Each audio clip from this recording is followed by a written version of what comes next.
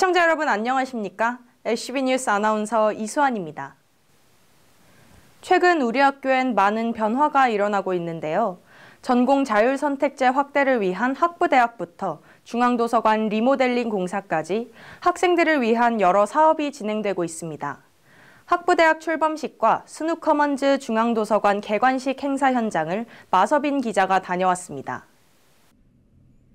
지난 7일 우리 학교 학부대학 61동과 중앙도서관 62동에서는 학부대학 출범식이 진행됐습니다.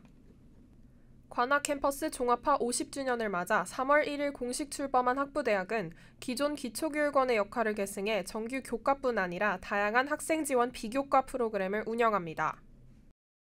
이는 독립된 단과대학으로 기초교육원이 지원기구로서 지닌 한계를 극복하고 보다 체계적인 교육 지원을 실현하기 위해 설립됐습니다.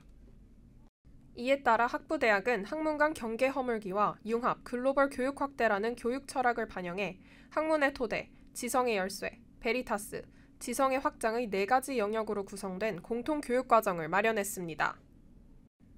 새로운 이수 규정은 2025학년도 신입생부터 적용됩니다. 또 전공 설계 및 학업 계획 수립을 지원하고 체험과 활동 프로그램을 강화해 나갈 계획입니다. 모집 단위에도 변화가 있었습니다. 올해부터는 전공 자율 선택제 확대를 목적으로 학부대학 광역 모집 단위를 신설해 36명의 신입생을 선발하고 기존의 자유전공학부와 함께 학생들에게 진로 탐색 과정을 지원합니다. 학부대학 광역 소속 학생들은 무전공으로 입학해 1년간 다양한 학문을 탐색한 뒤 7개 단과대학 내에서 전공을 선택해 소속을 변경하게 됩니다. 총 10개 단과대학 내에서 전공을 선택하고 소속을 변경하지 않는 자유전공학부와는 다른 학사 운영 체계를 따르는 겁니다. 학부대학 출범식과 함께 중앙도서관에서는 SNU 커먼즈 중앙도서관 개관식 및 아트포럼 행사 또한 열렸습니다. SNU 커먼즈는 우리 학교 관악캠퍼스에서 문화관, 행정관, 학생회관을 연결하는 가로축과 중앙도서관 본관, 잔디광장을 잇는 세로축을 연결해 하나의 공간을 조성하는 사업입니다. 중앙도서관 측은 목진요 작가 등 세계적인 거장들을 초빙한 이번 행사에서 예술, 교육, 기술의 융합 가능성을 모색하고 열린 소통의 장을 조성해 학생 교류의 구심점을 만들겠다는 SNU 커먼즈의 핵심 가치를 구현하고자 했다고 밝혔습니다.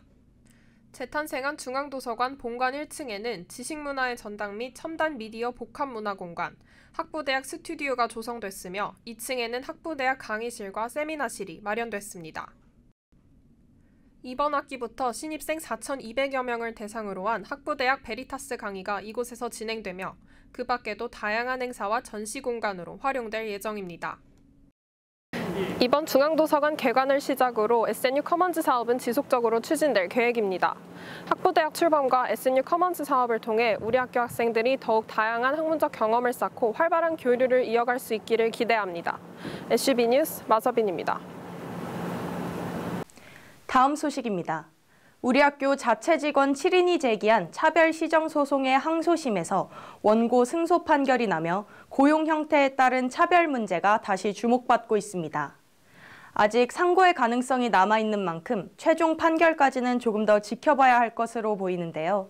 관련 내용을 장윤지 기자가 취재했습니다. 우리 학교 자체 직원 7인이 제기한 차별 시정 소송 2심에 대해 지난달 18일 원고 승소 판결이 나 원심이 뒤집혔습니다. 우리 학교 소속 직원은 크게 정규직 근로자인 법인 직원과 무기계약직 근로자인 자체 직원으로 나뉩니다.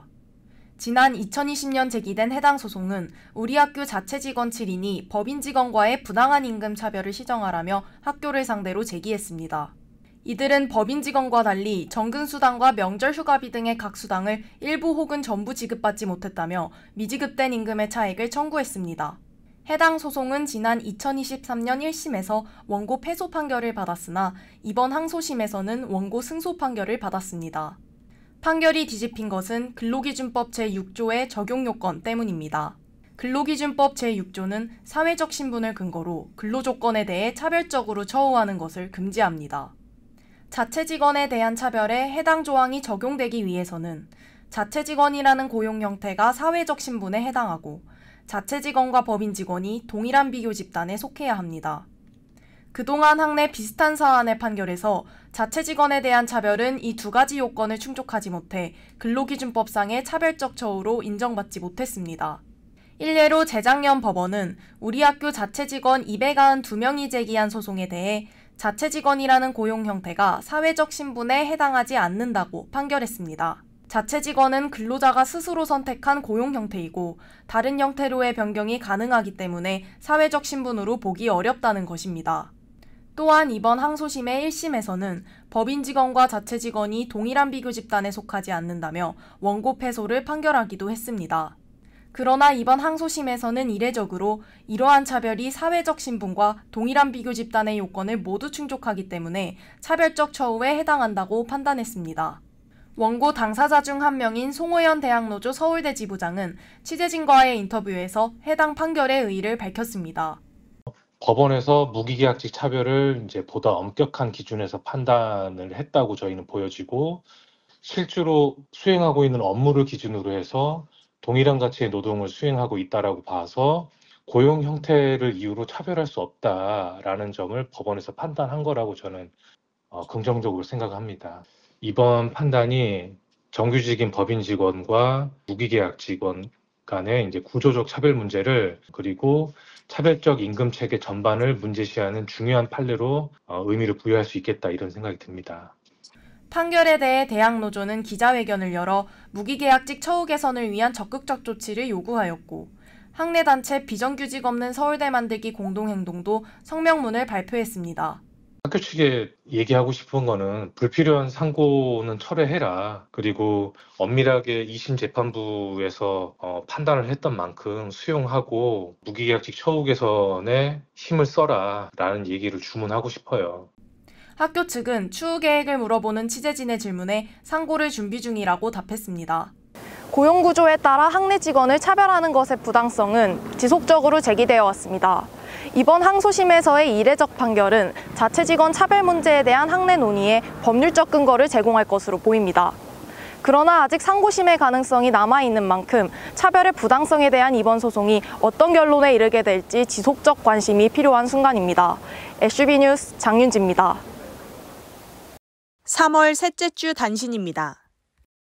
지난 3월 4일부터 6일까지 교내 잔디광장과 문화관 앞에서 2025 봄 동아리 소개제가 개최됐습니다. 동소제는 학기 초마다 교내 동아리들이 신입부원을 모집하기 위해 부스를 마련하고 동아리를 홍보하는 행사입니다. 각 부스마다 해당 동아리와 관련된 특색 있는 체험과 이벤트를 준비했습니다. 공연 동아리의 공연과 푸드트럭, 그리고 포토부스도 마련돼 학우들이 더욱 풍성하게 축제를 즐길 수 있었습니다. 많은 학우들의 참여를 독려하기 위해 총동아리 연합회 피어에서도 포토존과 스탬프판 이벤트를 진행했습니다. 그러나 급격히 악화된 기상 상황으로 인해 운영에 차질이 발생하기도 했습니다. 4일에 예정돼 있던 공연들은 5일과 6일로 연기됐으며, 같은 날 동아리 부스는 기존 시각인 10시가 아닌 오후 1시부터 운영을 시작했습니다. 또한 잔디광장에 젖은 잔디가 질척거려 학우들이 걸어다니는데 불편함을 겪기도 했습니다. 그럼에도 많은 학우들이 적극적으로 참여한 덕분에 동소제는 성황리에 마무리될 수 있었습니다. 본 행사는 동아리들에게 홍보의 기회를, 학생들에게는 다양한 활동을 체험할 수 있는 기회를 제공했습니다. 지금까지 SB 뉴스 아나운서 이수환이었습니다. 시청해주신 학우 여러분 고맙습니다.